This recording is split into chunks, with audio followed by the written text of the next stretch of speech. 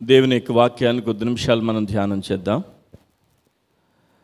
ఈ పునరుద్ధానపు ఆదివారం దేవుని యొక్క సన్నిధిలో మనం కూడుకోవడానికి ప్రభు మనకిచ్చినటువంటి అవకాశాన్ని బట్టి ప్రభుని స్తుతిస్తూ, ఎవరెవరైతే ఏ కుటుంబాలైతే దేవుని మందిరంలో పాలు పొందాయో ప్రతి వ్యక్తిని దేవుడు దీవించి, నేను ప్రకటిస్తున్న నజరేయుడైన యేసు ఆశీర్వదించి దీవించి ఘనపరిచి ప్రతి విషయమందును జయము కలుగజేయును గాక. ఆమెన్. ఒక ప్రాముఖ్యమైనటువంటి విషయాన్ని బైబిల్ గ్రంథం నుంచి ఈరోజు పరిశీలన చేద్దాం. చూడండి, యెహెజ్కేలు గ్రంథము 22వ అధ్యాయము. యెహెజ్కేలు గ్రంథము 22వ అధ్యాయము 30వ వచనాన్ని ఒకసారి చదువుకుందాం. యెహెజ్కేలు గ్రంథము 22వ అధ్యాయము 30వ వచనం. నేను దేశమును పాడు చేయకుండునట్లు ప్రాకారమును దిట్టపరచుటకును బద్దలైన సందులలో నిలుచుటకును తగిన వాడెవడని నేను ఎంత విచారించినను ఒకడైనను కనబడలేదు. యెహెజ్కేలు గ్రంథకర్త, యెహెజ్కేలు అనబడినటువంటి యొక్క పుస్తకంలో ప్రవక్త అయినటువంటి యెహెజ్కేలు ద్వారా దేవుడు వ్రాయించినటువంటి ఒక ప్రాముఖ్యమైనటువంటి మాట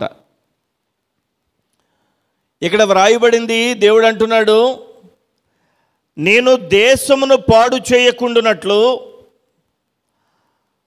ప్రాకారమును దిట్టపరచుటకును బద్దలైన సందులలో నిలుచుటకును తగిన వాడెవడని నేను ఎంత విచారించినను ఒకడైనను కనబడుటలేదు. దేశమును పాడు చేయకుండా ఉండాలని నా ఉద్దేశం. దేశము అనంటే ఒక ప్రాంతము, ఒక ప్రాంతాన్ని, ఒక దేశాన్ని దేవుడు దృష్టించి మాట్లాడుతున్నటువంటి మాట. తన ప్రజలు నివసించేటువంటి ఇజ్రాయేలీయులు నివసిస్తున్నటువంటి ఆ దేశము కొరకైనటువంటి దేవుని యొక్క మాట. నేను దేశమును పాడు చేయకుండా ఉందామని అనుకుంటున్నా. నేను దేశమును పాడు చేయకుండానట్లు ఈ యొక్క దేశం చుట్టూరా ఉండే ప్రాకారము, ఆ ప్రాకారాన్ని దిట్టపరచడానికి బద్దలైన సందులలో నిలుచుటకును తగిన వాడెవడని నేను ఎంత విచారించినను ఒక్కడైనా కనబడడం లేదు. నేను ఈ దేశాన్ని బాగు చేద్దామని, ఈ దేశాన్ని ఆశీర్వదించుదామని నేను ఎంత వెతికినను, ఎంత విచారించినను ఒక్కడైనా కనబడడం లేదు అని చెప్పి ఇజ్రాయేలు దేశమును గూర్చి దేవుని యొక్క ప్రవక్త అయినటువంటి యెహెజ్కేలు ద్వారా ఇచ్చినటువంటి దేవోక్తి. దేవుడు తన ప్రజలు నివసిస్తున్న దేశమును కాపాడాలని ఆశ. కానీ ఆ ప్రాంతంలో, ఆ దేశంలో ప్రజలు దేవునికి అనుకూలంగా లేరే, దేవునికి ఇష్టంగా లేరే, దేవునికి సంతోషకరంగా లేరే. దేవుడు ఆలోచన చేస్తున్నాడు, ఎవరైనా ఒక్కడైనా కానీ నేను చూస్తూ ఉన్నప్పుడు యోగ్యతగా కనిపిస్తాడేమో అని చూస్తుంటే ఒక్కడు కూడా కనిపించడం లేదు. ఒక్కడు కూడా విచారణలోనికి రావడం లేదు. ఒక్కడు కూడా దేశమును పాడు చేయకుండా ఉందామనంటే, వీడిని బట్టి దేశం పాడు చేయకుండా ఉందామనంటే ఒక్కడు కనిపించడం లేదు. అందరూ, ప్రతి ఒక్కరూ చెడిపోయి ఉన్నారు, ప్రతి ఒక్కరూ పూర్తిగా దేవుని నుండి దూరం అయిపోయి ఉన్నారు అని చెప్పి తన యొక్క భక్తుడైనటువంటి యెహెజ్కేలు ద్వారా ఒక ప్రకటన చేస్తున్నాడు.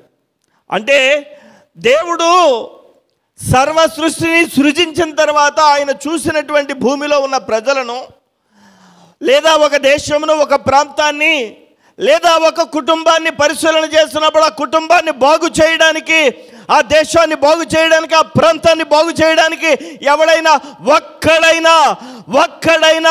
ఒక్కడైనా నేను నా ఇష్ట ప్రకారంగా ఉన్నవాడిని కనుగొందునా అని చూస్తే ఒక్కడు కూడా కనిపించడం లేనప్పుడు దేవుడు బాధపడతాడు. దేవుడు చేసినటువంటి సర్వ సృష్టిలో, సర్వ భూమి మీద, సర్వ సృష్టిలో ఉన్న జీవరాశుల మీద అధిపతి అయినటువంటి దేవుడు ప్రజలలో ఉండేటువంటి ఎవరైనా ఒక్కరైనా నీతిమంతుడు ఉంటాడేమో, ఎవరైనా నా మాట వినేవాడు ఉంటాడేమో అని వెతుకుతాడట. ఆయన కన్నులు వెతుకుతూ ఉంటాయట. అయితే దేవుడు ఇక్కడ ఏమంటున్నాడు, ఎంత వెతికినా ఎంత విచారించినా ఒక్కడు కూడా నాకు కనిపించడం లేదు. ఇజ్రాయేలీయులలో ఎవడో కనిపించలేదు. యెహెజ్కేలు గ్రంథకర్త వ్రాసేటువంటి ఆ దినాలలో జరిగినటువంటి సంఘటనను గురించి ఇక్కడ వ్రాయిస్తున్నాడు. యెహెజ్కేలు గ్రంథం 22వ అధ్యాయంలో వ్రాయబడినటువంటి విషయాన్ని పరిశీలన చేస్తే ఇక్కడ ఏమంటున్నాడు యెహెజ్కేలు, దేశాన్ని బాగు చేద్దామంటే ఒక్కడు కూడా దేవుని విచారణలో మంచిగా కనిపించడం లేదు అని చెప్పి ఇక్కడ మనం చదవగలుగుతున్నాం. నేను దేశమును పాడు చేయకుండానట్లు ప్రాకారమును దిట్టపరచుటకును బద్దలైన సందులలో నిలుచుటకును తగినవాడెవడని నేను ఎంత విచారించినను ఒకడైనను కనబడుటలేదు. ఆయన కన్నులు వెతుకుతున్నాయట. ఎందుకోసం? ఒకడైనా నేను ఆశీర్వదించడానికి, నేను దీవించడానికి ఈ ప్రాంతాన్ని, ఈ గ్రామాన్ని, లేదంటే ఈ యొక్క గృహాన్ని దీవించడానికి ఒక్కడైనా దొరుకుతాడేమో అని వెతుకుతుంటే ఆయన కన్నులకు ఒక్కడు కూడా దొరకడం లేదట ఇజ్రాయేలు ప్రజలలో. ఆ రోజే కాదు, ఈరోజు కూడా దేవుడు ఆయన కన్నులతో మనల్ని వెతుకుతూ ఉన్నాడు. అయితే ఈరోజు నేను మీకు చెప్పాలనుకున్నటువంటి ఒక ప్రాముఖ్యమైన విషయం ఏంటంటే, బైబిల్ ఆదికాండపు రోజుల నుండి ఈ రోజుల వరకు దేవుడు ఆయా దినాలలో, ఆయా సంవత్సరాలలో దేవుడు ఒక్కొక్కరిని ఒక్కొక్క విధంగా ఎన్నుకున్నాడు. మీకు నేను కొన్ని విషయాలు గుర్తు చేస్తాను. మొట్టమొదటిగా ఒక వ్యక్తిని గురించి చెప్తాను. ఈరోజు దేవుని చిత్తమైతే ఒక 7 గురించి చెప్పడానికి ప్రయత్నం చేస్తాను. ఎవరు ఆ వ్యక్తులు దేవుని దృష్టికి కనిపించారు. దేవునికి స్తోత్రం కలుగునుగాక. ఇక్కడ ఏమని చెప్పాడు ప్రభువు, నేను దేశాన్ని బాగు చేద్దామంటే, దేశం చుట్టూరా ఉన్న ప్రహరీని దిట్టపరుద్దామంటే ఒక్కడు కూడా నాకు కనిపించడం లేదని అంటూ, నేను ఈ దేశాన్ని ఆశీర్వదించడానికి నేను వెతుకుతున్నాయి నా కన్నులు, ఎవడు కనిపించడం లేదు అని అంటూ, గత కాలంలో దేవుడు ఆయా సమయాలలో ఆయా ప్రజలను కాపాడడానికి ఒక్కొక్కడు ఏ విధంగా నిలబడ్డారో కొన్ని విషయాలు మీకు నేను గుర్తు చేస్తాను. మొట్టమొదటిగా నోవహు అనేటువంటి వ్యక్తి. దేవునికి స్తోత్రం కలుగునుగాక. గుర్తు చేసుకోండి, మీరు ఒకసారి మనసులో పెట్టుకోండి విషయాలు. ఎవరు? ఆయన పేరేంటి? నోవహు. నోవహు దినాలలో భయంకరమైనటువంటి దినాలవి. దేవుడు ఆదామును చేసిన తర్వాత ఆ ఆదాము అవ్వలు ఏం చేశారు? దేవుని యొక్క మహిమను కోల్పోయారు కదండి. సాతాను యొక్క మాటను వారు లోబడ్డారు. అలాంటి సమయం నుంచి ప్రజలు అభివృద్ధి చెందుతూ వచ్చారు. అక్రమంగా దేవుని యొక్క చిత్తానికి వ్యతిరేకంగా జనాభా మరి పెరుగుతూ ఉన్నప్పుడు వాళ్ళల్లో దేవుని యొక్క ఉద్దేశం అసలు కనిపించలేదు. అలాంటి పరిస్థితుల మధ్యలో దేవుడు భూమి మీద ఉన్న ప్రజలందరినీ చూసినప్పుడు ఒకే ఒక కుటుంబం దేవునికి యోగ్యమైన కుటుంబంగా కనిపించిందంట. ఆ కుటుంబం ఎవరిది? నోవహు కుటుంబం. ఆదికాండం మీరు చూస్తే 6వ అధ్యాయంలో విషయాలన్నీ కనిపిస్తాయి మనకి. అక్కడ మనం చూస్తే ప్రజలందరూ కూడా దేవుని మర్చిపోయారట. వాళ్ళందరూనట ఏమి తిందాం, ఏమి త్రాగుదాం అని అనుకుంటున్నారట. పెండ్లికిచ్చుకొనుచు, పెళ్లి చేసుకొనుచు, గృహాలు కట్టుకొంచు, ఈ లోకంలో సర్వ సుఖాలని అనుభవిస్తూ, ఈ లోకమే శాశ్వతం అని అనుకుంటూ, ఈ లోకంలోనే ఉండి దేవుని సంబంధమైనటువంటి కార్యక్రమాలు గూర్చి పూర్తిగా మర్చిపోయారట. అలాంటి పరిస్థితుల్లో ఒక కుటుంబం దేవునికి కనిపించింది. ఆ కుటుంబంలో ఉన్న వ్యక్తులు దేవునికి ఇష్టంగా కనిపించారు. దేవుడు ఆ యొక్క కుటుంబంలో ఉండేటువంటి వ్యక్తులను చూసినప్పుడు ఆ కుటుంబంలో 8 ఉన్నారు. ఎంతమంది ఉన్నారు? నోవహు భార్య, నోవహు యొక్క భార్య, నోవహుకి 3 కుమారులు, షేము, హాము, యాపేతు. 3 కోడళ్ళు.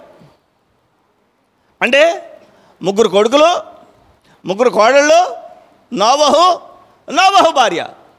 ఈ 8 దేవుని దృష్టికి వీలుగా కనిపించారట, నీతిమంతులుగా కనిపించారంట. నేనంటే కాస్తంత భయం ఉన్న వాళ్ళకి వీళ్ళే అని చెప్పి దేవుడు గుర్తించాడట. ఆ కుటుంబంతో దేవుడు మాట్లాడాడు. ఇదిగో నేను ఒక కార్యాన్ని చేయబోతున్నాను అని చెప్పాడు. చూడండి, ఆదికాండం 6వ అధ్యాయం 8వ వచనాన్ని ఒకసారి చదువుదాం. ఆదికాండం 6వ అధ్యాయం 8వ వచనం. అయితే నోవహు యెహోవా దృష్టి యందు కృప పొందిన వాడాయను. దేవునికి స్తోత్రం కలుగునుగాక. హల్లెలూయా. ప్రజలందరూ కూడా దేవుని యొక్క కృపను కోల్పోతుంటే నోవహు మాత్రం దేవుని యొక్క కృపను పొందడానికి యోగ్యత కలిగిన వాడిగా దేవునికి కనిపించాడట. దేవునికి స్తోత్రం కలుగునుగాక. ఆ కుటుంబంతో దేవుడు ఏం మాట్లాడాడో తెలుసా? ఇదిగో నేను ఒక విషయాన్ని చెప్తానని హెబ్రీయులు రాసినటువంటి పత్రికలో మనం చూడగలుగుతాం. చూడండి, అపోస్తలుడైనటువంటి పౌలు హెబ్రీయులకు రాసినటువంటి పత్రిక 11వ అధ్యాయంలో ఈ యొక్క విషయాన్ని మనం చూడగలం. 11వ అధ్యాయము హెబ్రీయులు రాసిన పత్రిక 11వ అధ్యాయము 7వ వచనం. విశ్వాసమును బట్టి నోవహు అది వరకు చూడని సంగతులను గూర్చి దేవుని చేత హెచ్చరింపబడి. చూడండి, అది వరకు ఎప్పుడు వినలేదట. అలాంటి విషయాల చేత దేవుడి చేత హెచ్చరించబడ్డాడట నోవహు. ఏమని? ఇదిగో నోవహు, పెద్ద వర్షం వస్తుంది. అంతకుముందు ఎప్పుడు అలాంటి వర్షం రాలేదో. నమ్మబుద్ధి అవుద్దండి? నమ్మడానికి వీలుగా ఉంటుందా? ఎప్పుడు రాలేనటువంటి వర్షం గురించి దేవుడు మాట్లాడుతున్నాడు. అంతకుముందు ఎప్పుడు కురవలేదు అంత వర్షం. దేవుడు అంటున్నాడు నోవహుతో, అది వరకు ఎన్నడూ చూడని సంగతులను గురించి దేవుని చేత హెచ్చరింపబడి భయభక్తులు గలవాడై తన ఇంటి వారి రక్షణ కొరకు ఒక ఓడను సిద్ధము చేసెను. దేవునికి స్తోత్రం కలుగునుగాక. హల్లెలూయా. ఒక్కడు కనిపించాడు. నోవహు అనేటువంటి వాడు ఒక్కడు కనిపించాడు. తన కుటుంబం కనిపించింది. వెంటనే దేవునిలో ఒక ఆలోచన ప్రారంభమైంది. ఈ యొక్క జనాంగం అంతా కూడా వ్యర్థ జనాంగమే. ఈ కుటుంబాన్ని రక్షించి ఈ కుటుంబం ద్వారా మరలా సర్వ సమృద్ధి భూమి అంతా నింపబడేటువంటి ఒక గొప్ప సమూహాన్ని, జనాంగాన్ని చేయాలనుకున్నాడు. దేవునికి స్తోత్రం కలుగునుగాక. హల్లెలూయా. దేవుడు మాట్లాడాడు నోవహుతో. నోవహు, పెద్ద వర్షం వస్తుంది. ఎవరు నమ్ముతారు? యేసు ప్రభు వస్తాడు అని అంటే ఇప్పుడు ఎవరు నమ్ముతున్నారు? ఆ రోజుల్లో కూడా ఎవరు నమ్మలేదు. పిచ్చోడు అనుకున్నారు, అమాయకత్వం అనుకున్నారు, మూఢభక్తి అనుకున్నారు. ఏంట్రా బాబు వీడికి మహా పిచ్చి పట్టేసింది అనుకున్నారు. నోవహు ఓడ తయారు చేస్తుంటే వ్యవసాయం చేయకుండా ఓడ తయారు చేస్తున్నావేంట్రా అన్నారు. ఒరే ఏంట్రా నువ్వు, నీ కొడుకులు, నీ కోడళ్ళు, నీ భార్య కలిపి మొత్తం ఓడను తయారు చేస్తున్నారు అని చెప్పి హేళన చేశారు. అలాంటి పరిస్థితుల్లో నోవహు ఏం చేశాడంటే దేవుని మీద ఆనుకుని దేవుని మహింపరుస్తూ, దేవుని వైపు చూస్తూ, దేవుని నామాన్ని ఘనపరుస్తూ దేవునికి అంగీకారంగా ఉన్నాడు. దేవునికి స్తోత్రం కలుగునుగాక. ఈ దినాలలో కూడా మనం దేవుని యొక్క చిత్తంలో, దేవుని యొక్క కృపలో సాగిపోవాలి. ఈ లోకంలో బ్రతకడానికి మనం సోమవారం నుండి శనివారం వరకు మన యొక్క పనులు చేసుకోవచ్చు. సోమవారం నుండి శనివారం వరకు మన యొక్క పనులు చేసుకుని ఆదివారం దేవుని యొక్క మందిరంలో పాలు పొందాలి. అది దేవుని యొక్క, చెప్పండి, ఆజ్ఞ. దేవునికి స్తోత్రం. దేవుని యొక్క ఆజ్ఞది. దేవుని యొక్క ఆజ్ఞ అయ్యింది. దేవుడు కనులతో చూస్తున్నాడట, వెతుకుతున్నాడట, ఎక్కడైనా నా చిత్తానుసారమైన వారు ఉన్నారా అని. అంటే మనము ఆయన చిత్తానుసారమైన బట్టి ఆ జనాంగంలో ఉంటే ఎంతో దీవెన మనకి. దేవునికి స్తోత్రం కలుగును గాక. హల్లెలూయా, హల్లెలూయా. ఒక విషయం తెలుసా, దేవుడు ప్రజల్ని కాపాడాలనుకున్నప్పుడు ఒక మనిషిని ఎన్నుకున్నాడు. దేవుడు ఎవరినైనా దీవించడానికి, ఏదైనా గ్రామంలో సువార్త ప్రకటించడానికి, ఏదైనా ప్రాంతంలో దేవుని యొక్క కార్యాలు జరిగించడానికి ఒక వ్యక్తిని ఎన్నుకుంటాడు.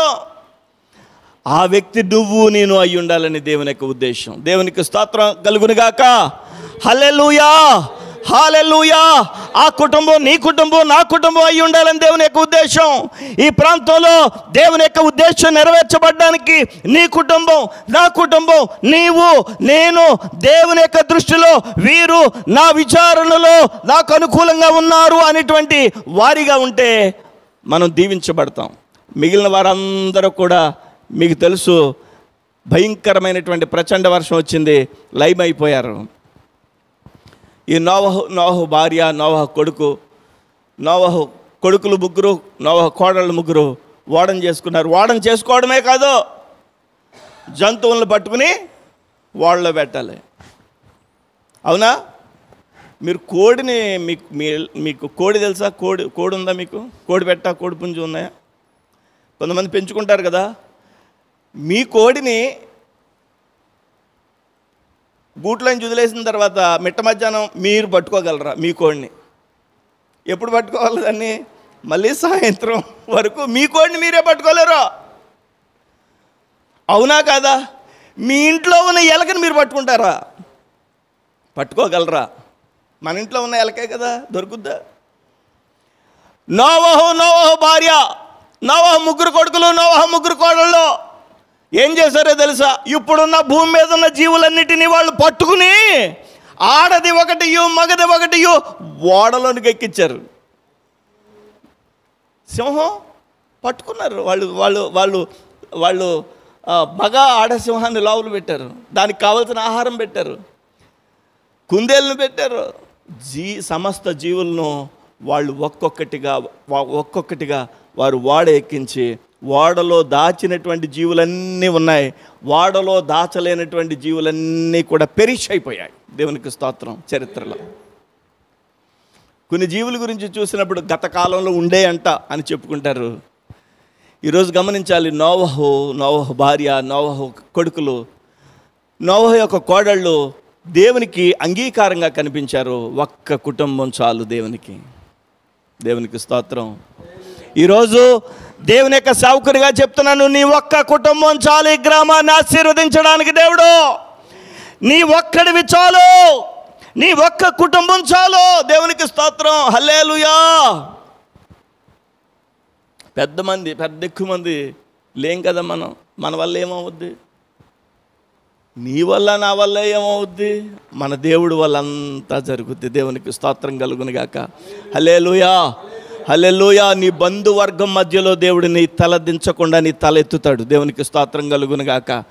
నీ యొక్క స్నేహితుల మధ్యలో ఎక్కడైతే నువ్వు తల దించుకున్న వారందరి మధ్యలో దేవుడు నిన్ను తల ఎత్తి నిలబెట్టుకునేటట్టుగా చేస్తాడు నా దేవుడు.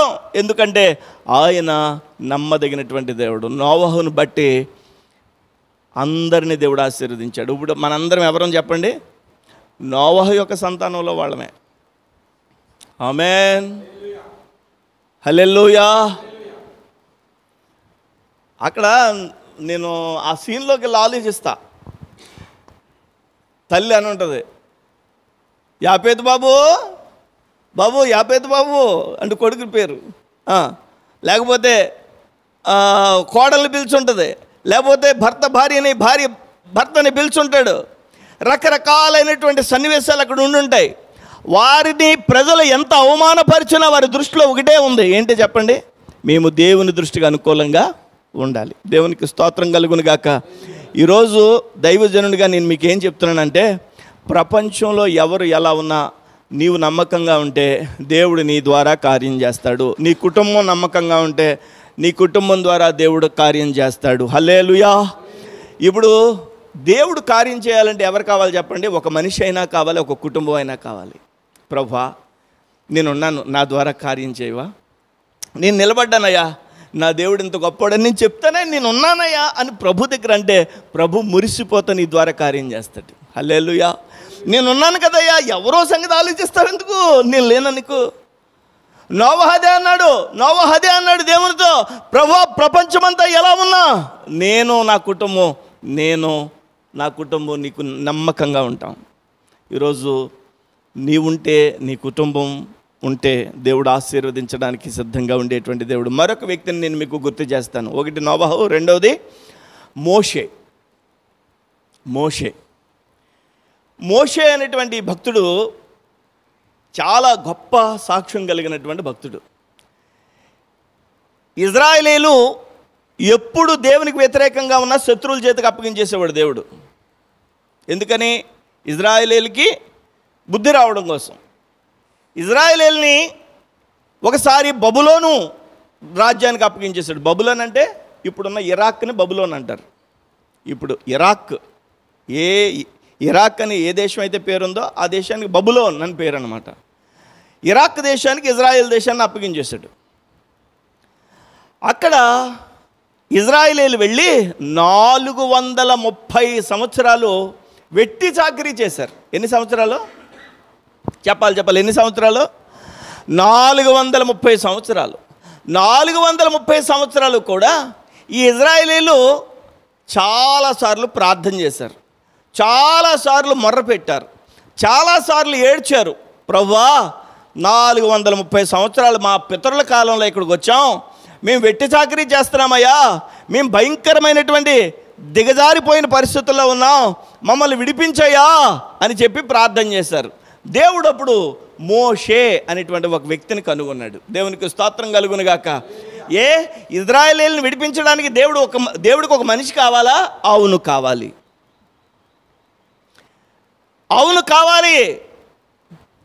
ప్రజలందరూ నశించిపోతుంటే, ప్రజలందరూ మరలా తరతరములు ఆశీర్వదించబడ్డానికి ఒక కుటుంబం కావాలా? అవును కావాలి. నోవహు కుటుంబం. ప్రజలందరూ 430 సంవత్సరాలు భయంకరమైనటువంటి శ్రమలో ఉంటే దేవుడు ఆ ప్రజలను విడిపించడానికి ఒక మనిషి కావాలా? అవును కావాలి. ఆయన పేరేంటో తెలుసా? మోషే. దేవునికి స్తోత్రం కలుగును గాక. దేవుడు మోషేతో మాట్లాడాడు. చూడండి, దేవుడు మోషేతో మాట్లాడాడు. ఆదికాండము, నిర్గమాకాండము ముందు 12వ అధ్యాయం ఒకసారి తెరిచి చూద్దాం. ఎన్ని సంవత్సరాలు వారు ఆ యొక్క భయంకరమైనటువంటి శ్రమలో ఉన్నారో ఒకసారి చదివిస్తాను మీ చేత. నిర్గమాకాండము 12వ అధ్యాయము 40వ వచనం. నిర్గమాకాండము 12వ అధ్యాయము 12వ వచనం. ఇజ్రాయేలీయులు ఐగుప్తులో నివసించిన కాలము 430 సంవత్సరాలు. చదివారా? ఎన్ని సంవత్సరాలు? 430 సంవత్సరాలు. వీళ్ళు ఏం చేశారట? ప్రార్థన చేశారట. వీళ్ళు ఏం చేశారట? దేవుని అడిగారట, ప్రభువా క్షమించయ్యా.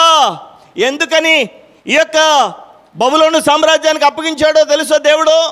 దేవుణ్ణి మర్చిపోయారు. సకల సౌకర్యాలు ఉన్నప్పుడు, సకల సుఖాలు ఉన్నప్పుడు దేవుణ్ణి మర్చిపోయారు. సకల సౌకర్యాలు ఉన్నప్పుడు దేవుణ్ణి మర్చిపోతే దేవుడు ఆ ప్రజల్ని బబులోను రాజ్యానికి అప్పగిస్తే శ్రమలోకి వచ్చిన తర్వాత తిరిగి మొర్రపెట్టారు. 430 సంవత్సరాలు మొర్ర పెడితే అప్పుడు దేవుడికి ఒక భక్తుడు కనిపించాడు. ఆ వ్యక్తి పేరు ఏంటో చెప్పండి? మోషే దేవుని ఇల్లంతటిలో నమ్మకమైనటువంటి వాడట. చూడండి, నిర్గమాకాండం 3వ అధ్యాయము 2వ వచనం ఒకసారి చదవండి. ఒక పొద నడిమిన అగ్నిజ్వాలలో యెహోవా దూత అతనికి ప్రత్యక్షమాయెను. అతడు చూచినప్పుడు అగ్ని వలన ఆ పొద మండుచుండెను, కానీ పొద కాలిపోలేదు. అప్పుడు మోషే, ఆ పొద ఎలా కాలిపోలేదో నేను ఆ పొద తట్టు వెళ్ళి గొప్ప వింత చూచేదని అనుకుంటుని. దానిని చూచుటకు అతడు ఆ తట్టు వచ్చుట యెహోవా చూచెను. దేవుడు ఆ పొద నడుము నుండి మోషే అని పిలిచెను. అందుకు అతడు చిత్తం ప్రభువా అనెను. అందుకు ఆయన దగ్గరకు రావద్దు, నీ పాదముల నుండి నీ చెప్పులు విడిచిపెట్టాయి, ఎందుకంటే ఇది నేను అగ్ని చేత మరి మండుచున్నటువంటి పొద ఇది, నేనున్నాను ఇక్కడ, నీ చెప్పులు విడిచిపెట్టురా, నీవు నిలుచుచున్న ఈ స్థలము పరిశుద్ధ ప్రదేశము అని అనెను. మరియు ఆయన, నేను నీ తండ్రి దేవుడను, అబ్రహాము దేవుడను, ఇస్సాకు దేవుడను, యాకోబు దేవుడను అని చెప్పగా మోషే తన ముఖమును కప్పుకుని దేవుని వైపు చూడవెరచున ఆ వెలుగును చూడలేక ముఖాన్ని ఇలా కప్పుకున్నాడు. ఏ పొద అయితే ఆ కాలంలో కాలిందో ఆ పొద సంతతికి చెందినటువంటి పొదను ఇంకా బొటానికల్ డిపార్ట్మెంట్ వాళ్ళు పెంచుతూ ఉన్నారు. ఆ పొద ఇప్పటికీ ఉంది. దేవునికి స్తోత్రం కలుగును గాక. ఆ చుట్టూరా కూడా దూరంగా ఉండి చూడడానికి కంచెను వేశారు. అక్కడికి వెళ్ళి చూడడానికి కూడా అవకాశం ఉంది. దేవునికి స్తోత్రం కలుగును గాక.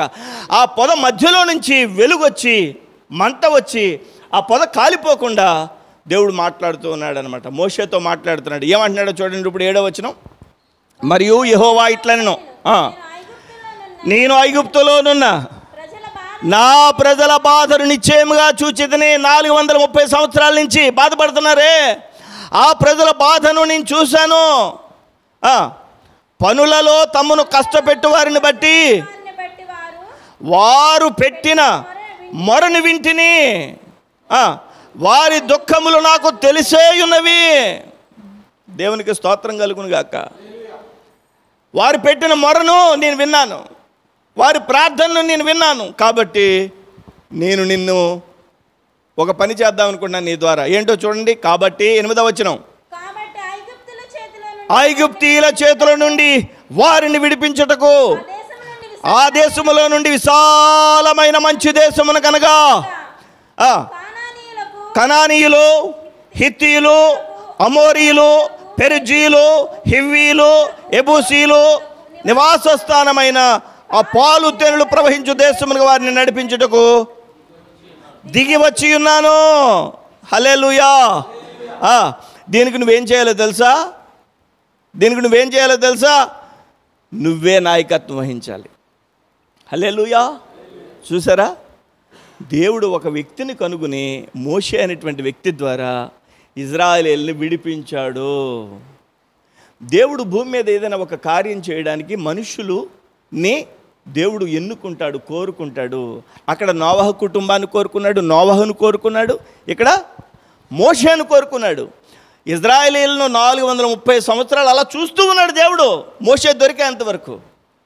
నేను అంటాను, ఈ ప్రాంతంలో ఉజ్జీవం రావడానికి మనల్ని దేవుడు కోరుకుంటున్నాడు. మనం నిలబడితే దేవుడు అంటాడు, మీరు చాలు, నాకు మీ ద్వారా ఈ ప్రాంతంలో ఉజ్జీవాన్ని ఇస్తాను, మీ ద్వారా నేను ఇస్తాను కదా, మీరు నిలబడండి నమ్మకంగా. దేవునికి స్తోత్రం కలుగును గాక. హల్లెలూయా. మీ ద్వారా నేను ఈ యొక్క కార్యాన్ని చేస్తాను, నమ్మకంగా మీరు నిలబడితే నేను ఉజ్జీవాన్ని ప్రాంతంలో ఇస్తానని దేవుడు అంటున్నాడు. హల్లెలూయా. మోషే నిలబడినట్లుగా, నోవహు నిలబడినట్లుగా మనం ఏం చేయాలి? నమ్మకంగా నిలబడాలి. హల్లెలూయా, హల్లెలూయా. కాబట్టి దేవుని యొక్క సన్నిధిలో మోషేని దేవుడు కోరుకున్నాడు. మోషేతో ఒకసారి దేవుడు అన్నాడు, ఆ ప్రయాణంలో, మోషే నేను నీతో మాట్లాడాలి, సీనాయి కొండ మీదకి ఒకసారి రా అన్నాడు. ఏమన్నాడు? ఐగుప్తు దేశం నుంచి విడిపించారు, దేవుడు అద్భుత కార్యాలు చేసి ప్రజలందరినీ. మోషే నాయకత్వంలో వెళ్తున్నారు. అప్పటికే దేవుడు ఎన్నో అద్భుత కార్యాలు చేశాడు. సీనాయి కొండ దగ్గరకు వచ్చేసరికి దేవుడు అన్నాడు, వాళ్ళందరినీ కొండ కింద పెట్టి నువ్వు ఒక్కడవే కొండెక్కు, నీతో నేను మాట్లాడాలి. యా ప్రభువా, అందరూ వేరు, నువ్వేరు, నీతో నేను మాట్లాడాలి. మోషే చెప్పాడు అందరికీ, ఇదిగో నేను కొండ మీదకి వెళ్తున్నాను, దేవుడు మాట్లాడతాడంట, మీరంతా కిందే ఉండండి, జాగ్రత్త సుమా, దేవుని ఆరాధించండి, దేవుని మహింపరచండి, దేవుని ఆరాధించండి. దేవుడు గొప్ప దేవుడు. 430 సంవత్సరాలు అక్కడ ఉన్నాం మనం. దేవుడు గొప్ప కార్యం చేసి అక్కడ అద్భుతాలు చేసి రాజును జడిపించి ఆ యొక్క ఎర్ర సముద్రాన్ని చీల్చి మనల్ని బయటికి తీసుకొచ్చాడు దేవుడు. మర్చిపోకుండా దేవుని మహిమపరచండి అని అన్నాడు. కొండెక్కాడు మోషే. ఎక్కడికి ఎక్కాడు? సీనాయి కొండ. సీనాయి కొండ ఎక్కి సీనాయి కొండ మీద బాసిపెట్టి సీనాయి కొండ మీద, హల్లెలూయా, సీనాయి కొండ మీద మోషే ఎక్కాడు. మోషే ఎక్కి ఆ సీనాయి కొండ మీద దేవునితో మాట్లాడుతున్నాడు. ఎన్ని రోజులో తెలుసా? 40 రోజులు. ఆ 40 రోజుల్లోనే దేవుడు రాతి పలకల మీద 10 ఆజ్ఞలు ఇచ్చాడు. 10 కమాండ్మెంట్స్ అంటారు కదా, ఆ 10 కమాండ్మెంట్స్ ఈ యొక్క సీనాయి కొండ మీద ఇచ్చాడు మోషేకి. ఆ మోషే ఆ 40 రోజుల తర్వాత కిందకి దిగి వచ్చేసాడు. అందుకనే 40 రోజులు ఉపవాస ప్రార్థనలు పెట్టుకుంటారు. ఆ ప్రార్థనలు చూసే హల్లెలూయా. ఈ మోషే కిందకి దిగి వచ్చేసరికి కింద ఏం చేస్తున్నారు తెలుసు ఈ లోపల వీళ్ళు? ఏడి మోషే ఏడండి? ఏమో ఎక్కడికి వెళ్ళిపోయాడు తెలియదు. 40 రోజులు అయిపోయింది వెళ్ళే అలా ఉన్నాడంటవా? ఏమో మరి ఏమైపోయాడు. 40 రోజులు అయిపోయింది వెళ్ళి వెంటనే వీళ్ళు ఏం చేశారో తెలుసు? అహరోను దగ్గరికి వెళ్ళి అన్నారు, అంటే మోషే యొక్క తమ్ముడు అనమాట. అహరోను దగ్గరికి వెళ్ళి అన్నారు, అహరోను మీ అన్నయ్యేడే పెద్ద ఏదో గొప్పోళ్ళలాగా ఐగుప్తు దేశం నుంచి బయటికి తీసుకొచ్చాడు, ఇప్పుడు ఇక్కడ విడిచిపెట్టి వెళ్ళిపోయాడు. అక్కడ ఉంటే ఏదో కాకరకాయలో బీరకాయలో ఆనపకాయలో మేము తిందాం, ఇక్కడ ఏంటి మాకు తిండి లేకుండా అయిపోయింది అని చెప్పి మోషే యొక్క అహరోను మీద కసురుకుంటున్నారు. అహరోను కంగారు పడుతున్నాడు. అప్పుడు ఏం చేశాడో తెలుసా? వాళ్ళందరికీ ఇదిగో దేవుడు దేవుడు దేవుడు అని అంటున్నారు, కానీ మాకు అవన్నీ అనవసరం, మాకు ఒక దేవుడిని నువ్వు తయారు చేయి. చూసారా ప్రజలు? మాకు ఒక దేవుడిని నువ్వు తయారు చేయి. అప్పుడు అహరోను ఏమన్నాడు? మీరు నిర్గమాకాండం చదివితే అదంతా అర్థమవుతుంది.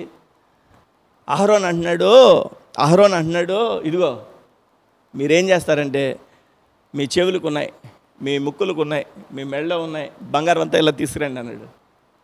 బంగారం అంతా తీసుకొచ్చి అహరోను దగ్గర పెట్టాడు. అహరోను ఏం చేశాడంటే మొత్తం దాన్ని కాల్చి ఒక దూడగా తయారు చేసి ఈ దూడని వాళ్ళకి అప్పగించాడు. వాళ్ళు ఏమన్నారో తెలుసా? ఈ దూడే మాకు దేవుడు, ఇంకా యెహోవా అంటే మాకు తెలియదు, మోషే గురించి మేము మర్చిపోయాం, ఈ దూడే దేవుడని దూడకి ఒక బలి అర్పించి దూడ చుట్టూరా డ్యాన్సులు వేస్తా ఒక పెద్ద పండగ చేసుకుంటున్నారు. 40వ రోజు మోషే దిగి వస్తున్నాడు. మోషే పైనుంచి దిగి వచ్చేసరికి చూస్తున్నాడు పైనుంచి, ఇదేంటి 40 రోజుల క్రితం నేను వెళ్ళేటప్పుడు ఏం చెప్పాను? అరే దేవుని ఆరాధించండి రా, దేవుని మర్చిపోకండి, దేవుని గణపరచండి, దేవుడు గొప్ప చేశాడు, 430 సంవత్సరాలు ఏడిస్తే దేవుడు నా ద్వారా మీకు సహాయం చేశాడు రండి అని అన్నాడు కదా. దిగి వచ్చేసరికి వీళ్ళు ఏం చేస్తున్నారో తెలుసా? ఒక విగ్రహాన్ని పెట్టుకుని చుట్టూరా డ్యాన్స్ చేస్తా విగ్రహాన్ని దేవుడు నువ్వే దేవుడు అని అంటున్నారు. చూసారా? 40 రోజులు ఒక మనిషి దూరంగా వెళ్ళేసరికి ఏమైంది? దేవుని యొక్క ఆధ్యాత్మిక స్థితి నుంచి లోకంలోకి వెళ్ళిపోయారు. నేను అంటాను, ఒక వ్యక్తిని దేవుడు కోరుకుంటాడు. నీ కుటుంబంలో నీ ద్వారా నీ కుటుంబంలో దేవుని యొక్క కృప తోడై ఉండును గాక. హల్లెలూయా, హల్లెలూయా. మన సంఘంలో నీ ద్వారా దేవుని యొక్క ఆధ్యాత్మిక కృపను తోడై ఉండును గాక. హల్లెలూయా. మన గ్రామంలో మన సంఘం ద్వారా దేవుని యొక్క కృప తోడై ఉండును గాక. ఆమేన్.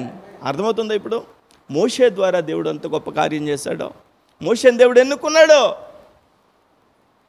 మనం చచ్చిపోయిన తర్వాత కొంతకాలానికి గతంలో గఫూర్ గారని ఒక ఆయన ఉండేవాడట, ఆయన సేవ చేశాడంట. ఆయన సేవ చేసిన కాబట్టి ఆయన ఎప్పటికీ 100 సంవత్సరాలుగా 200 సంవత్సరాలు మనం ఉంటామండి? ఉంటామా? ఉండం కదండి. ఆయన చేసేవాడట, ఆయన సేవ చేసినందుకు కాబోసు మాకు ఈ ఆశీర్వాదం ఉంది అని చెప్పి అనుకోవాలి. హల్లెలూయా, హల్లెలూయా. ఒక 300-400 సంవత్సరాల తర్వాత దానియేలు గారని రత్నమ్మ గారని ఉండేవారట. వాళ్ళు ప్రార్థన చేశారట, మాకు అది దీవెన అని చెప్పుకోవాలి. హల్లెలూయా. జోసెఫ్ గారని మా తాతయ్య ఉండేవాడట. ఆయన ఒక్కడైనా సరే దేవుని మందిరానికి వెళ్ళిపోయేవాడట. ఆయన ఆదివారం వస్తే దేవుని మందిరంలో కనిపించేవాడట అని చెప్పుకోవాలి. హల్లెలూయా, హల్లెలూయా. మన జీవితాల్లో మనందరిని బట్టి దేవుడు తన యొక్క కృపను కలిగి ఉండాలి. హల్లెలూయా. ఈ యవనస్తుల గురించి చెప్పుకోవాలి. ఏమని? మా నాన్నంట, లేకపోతే మా తాత అంట, మా ముత్తాత అంట. ఎప్పుడు వీళ్ళు ముత్తాతలు అయిపోయిన తర్వాత ఒక వ్యక్తిని దేవుడు ఎన్నుకుంటాడు. ఆమేన్. హల్లెలూయా, హల్లెలూయా. మహిమ గారి కోసం కానీ, కృపమ్మ గారి కోసం కానీ, లేకపోతే సోదరు కోసం కానీ, మనందరి కోసం ఒక్కొక్కరి నిమిత్తం ఒక్కొక్కరి కోసం దేవుడు కోరుకుంటున్నాడు. ఏమని? మీరు సాక్షులుగా జస్టాలు నిలబెడితే నేను కార్యం చేస్తాను. నోవహును దేవుడు కోరుకున్నాడు, ఎన్నుకున్నాడు. నోవహు ద్వారా ప్రజలందరూ నశించిపోయినా నోవహు ద్వారా కుటుంబాన్ని ఆశీర్వదించాడు. అంతకుముందు ప్రజలందరూ నశించిపోయినా నోవహు ద్వారా కుటుంబాన్ని ఆశీర్వదించాడు. ఇక మోషే ద్వారా 430 సంవత్సరాల భయంకరమైన శ్రమ నుంచి విడిపించాడు.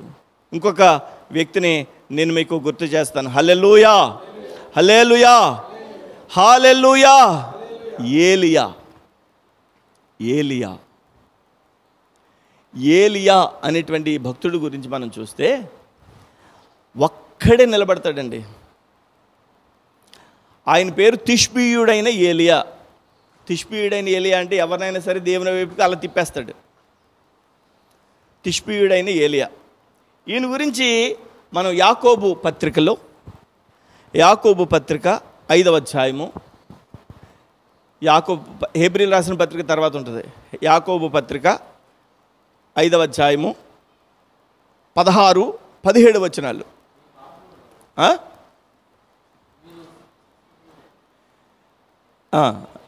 యాకోబు రాసిన పత్రిక 5వ అధ్యాయము 16వ వచనం, 17వ వచనం చదవండి. మీరు స్వస్థత పొందినట్లు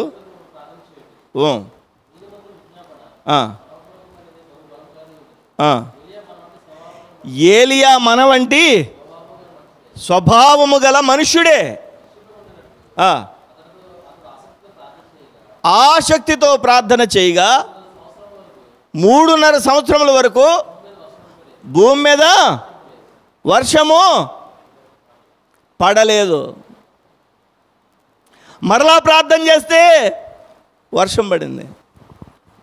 ఏలియా మన ఒక రాణి అంది, ఒక రాణి ఏలియాని, ఏంటి నువ్వు సువార్త చెప్తున్నావు, ఏంటి నువ్వు దేవుని గురించి చెప్తున్నావు అని బెదిరించింది. ఏలియా ఒక్కడే నిలబడ్డాడు. హల్లెలూయా, హల్లెలూయా. ఒక్క మనిషి ద్వారా దేవుడు కార్యం చేస్తాడు. ఈ లేకపోతే ఈ యొక్క యాదవోలు గ్రామంలో నీ ఒక్క కుటుంబం చాలు, నీ ఒక్క కుటుంబం చాలు. నువ్వు బెదిరిపోవక్కర్లేదు, అదిరిపోవక్కర్లేదు. నీ బంధుమిత్రుల మధ్యలో నువ్వు ఒక్కదానివి నమ్మకంగా ఉండు, దేవుడు కార్యం చేస్తాడు. నువ్వు ఒక్కదానివి నమ్మకంగా ఉండు, దేవుడు రాగల దినాల్లో నీ ద్వారా కార్యం చేస్తాడు. ఏలియా ఒక్కడే అదే అంటాడు, నేను ఒక్కడనే ఉన్నానయ్యా అంటాడు. రాజ్యమంతా ఒకవైపు, ప్రజలంతా ఒకవైపు, భక్తుడు ఒకవైపు. ఏలియా పక్షంగా దేవుడు కార్యం చేశాడు. ఏలియా రోషం కలిగి జీవించాడు. దేవునికి స్తోత్రం కలుగును గాక. ఏలియా అద్భుతమైనటువంటి కార్యాలు చేశాడు ఏలియా ద్వారా దేవుడు. ఇంకా ఎలీషా, నేను ముగ్గురు గురించి చెప్పాను. ఇప్పుడు 1 నోవహు, 2 మోషే, 3 ఏలియా, 4 ఎలీషా గురించి చెప్తున్నాను. ఎలీషా కూడా గొప్ప కార్యాలు చేశాడు, ఒక్కడే నిలబడ్డాడు. చూడండి, రాజులు 2వ గ్రంథము 2వ అధ్యాయము, రాజులు 2వ గ్రంథము 2వ అధ్యాయము 7వ వచనం, 15వ వచనం. రాజులు 2వ గ్రంథము 2వ అధ్యాయము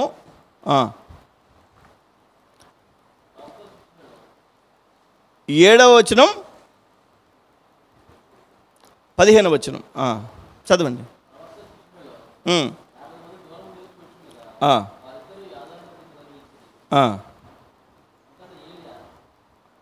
7వ వచనం మరలా ఒకసారి చదవండి. ప్రవక్తల శిష్యులలో 50 మంది దూరం నిలిచి చూచుచుండగా వారిద్దరూ యోర్దాను నది దగ్గర నిలిచారు. ఎవరిద్దరు? ఇప్పుడు ఏలియాకి శిష్యులు ఎంతమంది ఉన్నారు? 50 మంది కదా. కానీ 50 మంది ఎక్కడున్నారు? దూరమున నిలిచిండి కదా. ప్రవక్తల శిష్యుల్లో 50 మంది దూరమున నిలిచి దగ్గరకు వచ్చారా? చూచుచుండగా వారిద్దరూ యోర్దాను నది దగ్గర నిలిచిరి. 50 మంది శిష్యులు ఉన్నా, అంటే 50 మంది సంఘం ఉన్నా, చూడండి, ఎలీషా అనేటువంటి ఒక భక్తుడట ఏలియా ద్వారా అభిషేకాన్ని పొందాడట. దేవునికి స్తోత్రం. నేను అంటాను, ఇక్కడ ప్రభువు కూడా కొన్ని లక్షల మంది ఉన్నా కానీ మనల్ని ప్రభు యొక్క అభిషేకం పొందడానికి దేవుడు మనల్ని కోరుకున్నాడు. హల్లెలూయా, హల్లెలూయా, హల్లెలూయా. ఇంకా 15వ వచనం కూడా ఒకసారి చదవండి. యెరికో దగ్గర నుండి కనిపెట్టుచుండున ప్రవక్తల శిష్యులు అతను చూచి ఏలియా ఆత్మ ఎలీషా మీద నిలిచి ఉన్నదని చెప్పుకుని, చూసారా, 50 మంది మీద కాదు, ఏలియా ఆత్మ ఎలీషా మీద నిలిచింది. దేవునికి స్తోత్రం కలుగును గాక. ఇదే 2వ రాజుల గ్రంథం 3వ అధ్యాయం కూడా ఒకసారి తెరిచి చూడండి.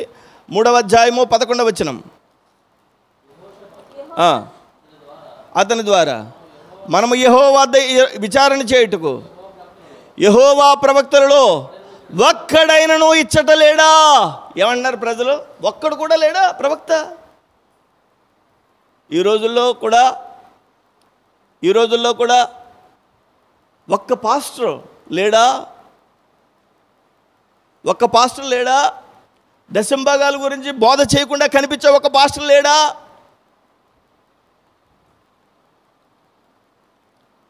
నిజమేనండి. ఆదివారం వచ్చిందంటే ప్రసంగాలు దేని మీద? పట్టరండి పట్టరండి పట్టరండి పట్టరండి పట్టరండి అంటమే. మీరు తీసుకురండి అంటమే. బాబోయ్ మేము అప్పుల్లో ఉన్నామంటే పర్లేదు మీరు తెచ్చేయండి అంటమే. దేవుని గురించి చెప్పేవారు ఎక్కడైనా ఉన్నారా అని వెతుకుతుంది సమాజం. ఇవ్వాలి అని బాధ్యత తెలుసుకుని నూర్చెటి ఎద్దుకి చిక్కం పెట్టకూడదు, ఇతను ఇదే పని మీద ఉన్నాడు, ఇతన్ని సంఘం పోషించాలని సంఘము తెలుసుకుని ఇస్తే తీసుకుని తృప్తి పడాలి సేవకుడు. సేవకుడు రాబందులాగా విశ్వాసాలను పట్టుకుని పీక్కు తినకూడదు. దేవునికి స్తోత్రం కలుగును గాక. హల్లెలూయా. దేవుని యొక్క సేవ కష్టంతో కూడింది. ఉంటే తినాలి, పస్తుంటే ఉండాలంతే. పస్తుండి బయటకు వచ్చి నవ్వుతూ సేవ చేయాలి, అది సేవ. హల్లెలూయా హల్లెలూయా. అన్నీ ఉన్న ఏది నాకు లేదనుకుని ఎక్కడైనా ఇమిడిపోవాలి, అది సేవ. హల్లెలూయా. ఏడుస్తూనే కన్నీటితోనే కష్టాన్ని మరిచిపోయి ఎదుటివాని కష్టం గురించి బోరుమని ఏడవాలి, అది సేవ. ఎక్కడైనా ఉన్నాడు ఇలాంటి సేవకుడని వెతుకుతుందంట సమాజం. ఎక్కడైనా ఒక సేవకుడైనా కనిపిస్తాడా అని వెతుకుతుందంటే సమాజం. ఈ రోజున నన్ను క్షమించండి, ఇలాంటి బోధ ఎక్కడ దొరుకుతోంది? మీరు పట్టండి అనేవాళ్లే, కానీ ఎక్కడ దొరుకుతోంది ఇలాంటి బోధ? దేవుని యొక్క సంగమా, ఇక్కడ అంటున్నాడు చూడండి, రాజులు 2వ గ్రంథం 3వ అధ్యాయం ఒకసారి తెరిచి మనం చదువుతున్నాం. చదవండి. యెహోషాపాతు ద్వారా మనము యెహోవా యొద్ద విచారణ చేయుటకు యెహోవా ప్రవక్తలలో ఒక్కడైనను ఇచ్చట లేడా? ఒక్కడు కూడా లేడా పాస్టర్? నేను అంటున్నాను, నీ వెనకాల ఎంతమంది ఉన్నదన్న చూడొద్దు. నమ్మకంగా నిలిస్తే దేవుడు గొప్ప కార్యాలు చేస్తాడు. హల్లెలూయా హల్లెలూయా. అలసిపోకుండా, సమస్యపోకుండా, నీరసించిపోకుండా, కృంగిపోకుండా నమ్మకంగా నిలిస్తే దేవుడు కార్యాలు చేస్తాడు. ఆమేన్. ఈరోజు ఒక్కడిని దేవుడు ఎన్నుకున్నాడు. ఎక్కడెక్కడ చెప్పండి? నోవహు ఒక్కడినే ఎన్నుకున్నాడు, అవునా? మోషేని ఒక్కడినే ఎన్నుకున్నాడు. ఇంకా ఏలియా ఒక్కడే ఉన్నాడు, ఎన్నుకున్నాడు. ఎలీషా ఒక్కడే ఉన్నాడు, ఎన్నుకున్నాడు. హల్లెలూయా. ఒక్కడైతే ఏంటి దేవునికి? నువ్వు చాలు, నీ ద్వారా నేను కార్యం చేస్తానని అద్భుతమైన కార్యాలు చేశాడు. మరొక వ్యక్తిని నేను మీకు చూపిస్తాను. ఆయన పేరు దానియేలు. హల్లెలూయా హల్లెలూయా. ఏంటి ఆయన పేరు? దానియేలు. అద్భుతమైనటువంటి భక్తి పరుడు, నెంబర్ 1 హీరో. దానియేలు అనేటువంటి భక్తుడు బైబిల్ గ్రంథంలో అద్భుతమైనటువంటి భక్తి కలిగినటువంటి ఆ యొక్క విశ్వాసి. దానియేలుని చెరపట్టుకుని పోయారు. చెరపట్టుకుని పోవడం అంటే ఇదివరకు రోజుల్లో రాజులు, ఆ రాజు వచ్చి ఈ రాజ్యం మీదకి దండెత్తాడు అనుకోండి, లేదా ఈ రాజు వచ్చి ఆ రాజ్యం మీద దండెత్తాడు అనుకోండి, రూల్ ఏంటో తెలుసా? అక్కడున్న బంగారం అంతా వీళ్ళు కొల్లగొట్టేస్తారు ఓడిపోయిన రాజ్యంలో. అక్కడున్న పశువుల్ని, అక్కడ ఉండేటువంటి జీవులన్నింటినీ తెచ్చేసుకుంటారు. ఇంకో విషయం చెప్పనా, అక్కడున్న స్త్రీలను కూడా తెచ్చుకుని ఇక్కడ పని చేయించుకుంటారు. వాళ్ళ ద్వారా వెట్టి చాకరీ చేయించుకుంటారు. ఇష్టం వచ్చిన విధంగా వాళ్ళు ఉపయోగించుకుంటారు. అది ఆ రోజుల్లో రాజుల కాలంలో. అలా ఆ రకంగానే దానియేలు అనేటువంటి వారి మీదకి బబులోను సామ్రాజ్యంలో ఉండేటువంటి వారు యుద్ధానికి వస్తే ఓడిపోయారు ఇజ్రాయేలీలు. అప్పుడు దేవుడు అప్పగించేశాడు. అప్పుడు దానియేలుని, షద్రక్, మేషక్, అబేద్నెగో అనే నలుగురిని ఈడ్చుకెళ్ళిపోయారు. పని చేయండి రా బాబు, పని చేయండి అని అంటే పని చేయిస్తున్నారు. ఆ పని చేయించేటప్పుడు దానియేలు తెలివితేటలను చూసి రాజమందిరంలోనికి, వీడు తెలివైన కుర్రోడు ఇక్కడ పెట్టుకుందామని చెప్పి రాజమందిరంలో పెట్టారు. బోధను రాజమందిరంలో పనిచేసే వాళ్ళకి ఎలాంటి బోధన ఉంటుంది? సీఎం గారు ఆఫీసులో పనిచేస్తున్నాం అనుకోండి, ఏమండి మనకి ఏ కూర ఉంటుంది చెప్పండి? తగ్గట్టుగానే ఉంటుందా? రాజుగారి యొక్క మందిరంలో పని వచ్చింది ఈ యొక్క దానియేలుకి. దానియేలుతో పాటు శద్రక్ మేషక్ అబేద్నెగోలు అగ్నిగుండంలో పడిపోయారు చూసారా, వాళ్ళు కూడా ఉంటారు. 4 కుర్రోళ్ళు. ఈ కుర్రోళ్ళు యవనస్తులు. ఈ 4 దానియేలు, శద్రక్ మేషక్ అబేద్నెగోలు ఈ లోపల ఉంటే భోజనం ఇదిగో భోజనం అక్కడ తినాలి అని అన్నాడు. అక్కడ భోజనం బబులోను వాళ్ళు భోజనం చేస్తారు, ఆ రాజులంతా భోజనం చేస్తారు. ఆ భోజనం బల్ల మీద వీళ్ళకి కూడా భోజనం, స్టాఫ్కి అంతటికి. అప్పుడు దానియేలు అన్నాడు, నేను మీరు తినే భోజనం నేను చేయను. ఎందుకో తెలుసా? మీరు నేను ఆరాధించేటువంటి దేవుని ఆరాధించడం లేదు. నేనేం చేస్తానంటే ప్రార్థన చేసుకుని భోజనం చేస్తాను. ఇక్కడ నా ఇష్ట ప్రకారంగా జరగదు. నేను అందుకని ఏం చేస్తానంటే కొద్దిగా ఆనపకాయతోటి, కొద్దిగా చారు నీళ్ళతోటి నాకు కొద్దిగా పక్కన పెట్టండి చాలు బాబు. నువ్వేంటి ఇదిగో పంచపక్ష పర్వణాలు పెట్టాము ఇక్కడ, నాకు వద్దు బాబు, నాకొద్దు. ఈ శద్రక్ మేషక్ అబేద్నెగోలు అనేటువంటి వాళ్ళు అది వినే మాకు కూడా వద్దన్నారు. ఆ దానియేలు, శద్రక్ మేషక్ అబేద్నెగో అనేటువంటి వాళ్ళు రాచరికపు ఆహారాన్ని వద్దని వాళ్ళు 40 రోజుల పాటు వాళ్ళు మామూలు ఆహారం తిని అక్కడ వాళ్ళకంటే వీళ్ళ ముఖం తేజస్సుగా కనిపించిందంట వాళ్ళకి. దేవునికి స్తోత్రం కలుగును గాక. హల్లెలూయా. ఎంత జ్ఞానో తెలుసో దానియేలు ఎంత జ్ఞానం అంటే రాజుకు వచ్చినటువంటి కలలను కూడా చెప్పగలిగిన జ్ఞాని. ఒకసారి రాజుకు కల వచ్చింది, విన్నారా? ఇలా అంటారు కదా రాజులు, ఏమంటారు రాజులు ఏమంటారు? ఎవరక్కడ అంటారు. ఏమోలే, చిన్నప్పుడు సినిమాలో చూశాను, చిన్నప్పుడు, ఇప్పుడు కాదు. ఎలా పిలిచాడో తెలియదు కానీ ఆ రాజు భటులు వచ్చారు. నాకు ఒక కళ వచ్చింది, మొత్తం మంత్రులందరినీ రమ్మని అన్నాడు. మంత్రులంతా వచ్చి కూర్చున్నారు. బాబు గారు ఏంటంటే కళ వచ్చిందంటే మీకు కళ ఏంటో చెప్పండి, దాని అర్థం చెప్పేస్తాం బాబు గారు. కళ ఏంటబ్బా? కళ మర్చిపోయినరా? కళ మర్చిపోతే అర్థం ఎలా చెప్తామండి బాబు గారు? కళ మర్చిపోతే దాని అర్థం ఎలా చెప్తామండి? ఏంటండి బాబు మీరు మరీ దారుణంగా రిస్క్లో పెట్టేస్తారు మమ్మల్ని. రే తోలు తీసేస్తాను, కళకు అర్థం చెప్పకపోతే. కళ చెప్పండి బాబు, కళ మర్చిపోయినంటుంటే. కళ మర్చిపోతే మేము అర్థం చెప్పలేమండి, మేము అర్థం చెప్పలేం. అక్కడ అడిగారు, కళ మర్చిపోయినా కానీ అర్థం చెప్పగలిగే ప్రవక్త ఎవడైనా ఉన్నాడా? అప్పుడు చెప్పాడు దానియేలు, ఉన్నాను. నీకు వచ్చిన కళ, ఆ కళ యొక్క అర్థం నేను చెప్తా. నీ ముఖం ఎందుకని ఆందోళనగా ఉందో నేను చెప్తా. దేవునికి స్తోత్రం. వింటున్నారా? దేవుని సన్నిధిలో ప్రార్థన చేసి, ప్రభువా ఆడికి ఏం కళ ఇచ్చావు అదే కథ, మళ్ళీ ఆ కళ ఏంటో నాకు చెప్పు. ఎంత గొప్ప దేవుడండి మన దేవుడు. కళ అర్థాన్ని చెప్పి దేవుడు గొప్ప కార్యాన్ని చేశాడు. ఒక్కడు చాలు. నీ బంధువుల మధ్యలో నువ్వు ఒక్కదానివి చాలండి. నువ్వు జస్ట్ అలా నిలబడి దేవుడు కార్యం చేస్తాడు. నేను ఒక్కదాన్నే ఏం చేయగలను, ఏం బలహీనతనే ఏం చేయగలను, నా వల్ల ఏమో. ఒక్కదానివి చాలు దేవుడికి చాలు. నువ్వు అలా నిలబడితే చాలు, నీ ద్వారా కార్యం చేస్తాడు. నీ కుటుంబం నిలబడితే చాలు, దేవుడు కార్యం చేస్తాడు. దానియేలు అలా టపవాడు కాదు, ఏమాహేమి అద్భుతమైనటువంటి ఒక గొప్ప చక్కని భక్తుడు. వింటున్నారండి? ఇలాగా ఎంతమంది గురించి చెప్పాను నాకు చెప్పండి. నాకు మరిపు ఎక్కువని మీకు తెలుసు.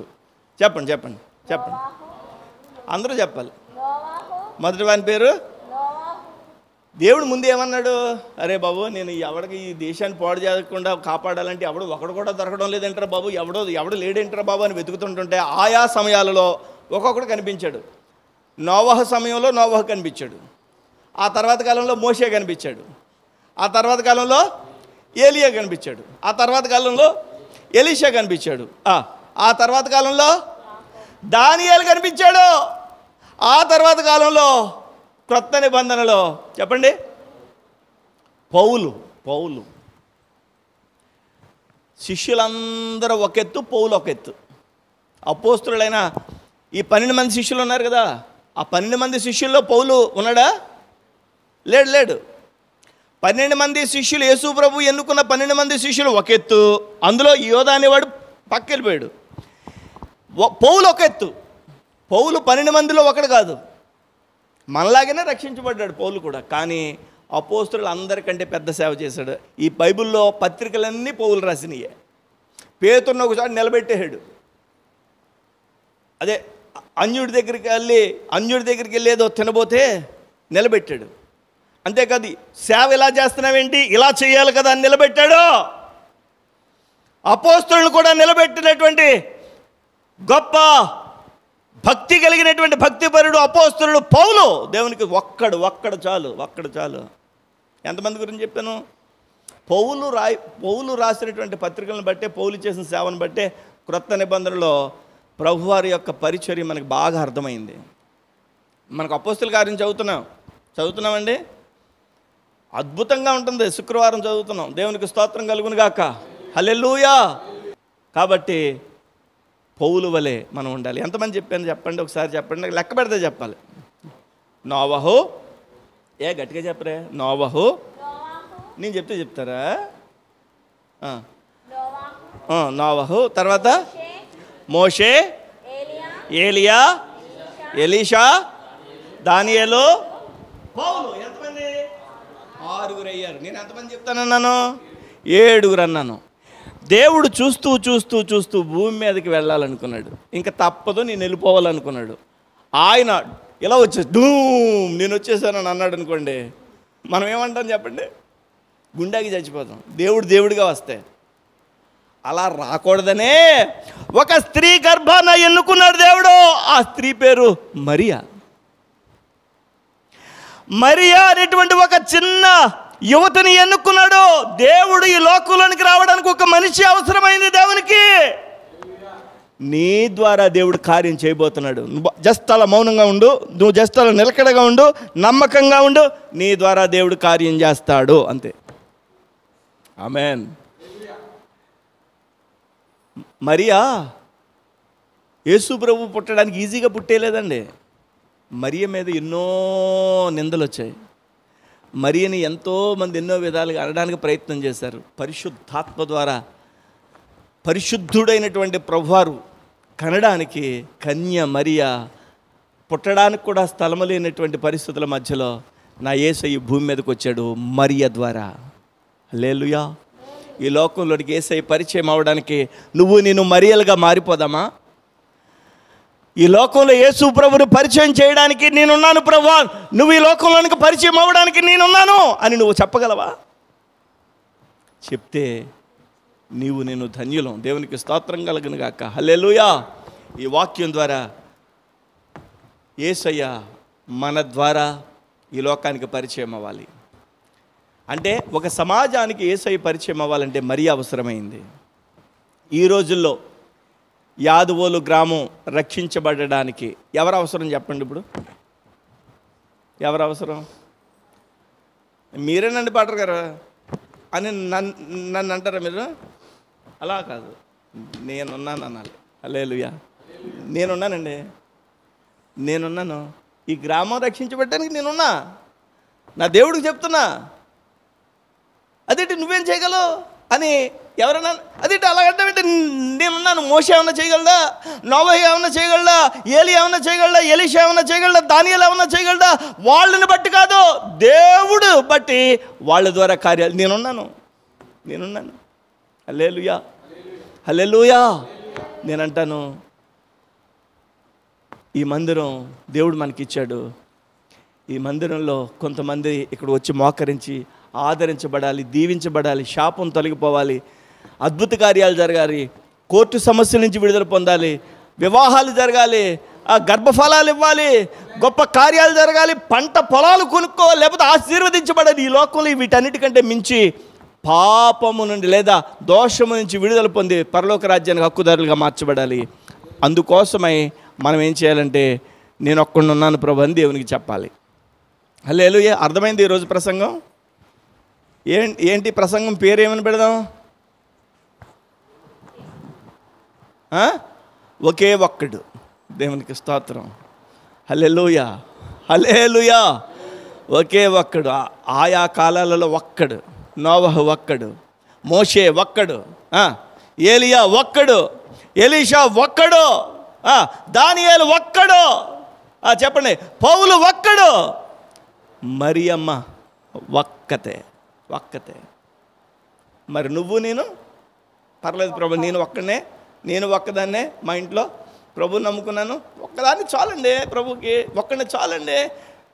దేవుడు ఆశీర్వదిస్తాడు. మోకరిస్తావా? ప్రార్థన చేస్తావా? అదే చెప్పు ప్రభుతో, ప్రభు నేనున్నానయ్యా, నమ్మకంగా ఉంటాను, ఆశీర్వదించు ప్రభువా అని చిన్న ప్రార్థన చేసుకో. ఈ స్థలంలో చిన్న ప్రార్థన చేసుకుందాం. అందరూ మోకరించి ప్రార్థన చేసుకుందాం.